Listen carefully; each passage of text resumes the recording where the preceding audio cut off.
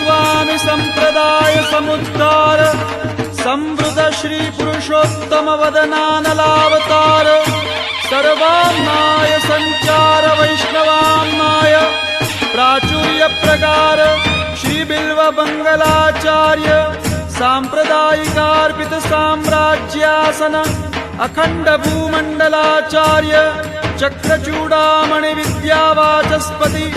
दश दिगंत विजयी श्री भागवत प्रतिपद मणिवर भावांशु भूषिता मूर्ति पदवाक्य प्रमाण पारावार पारीण भक्ति मार्गाब्ज मार्तंड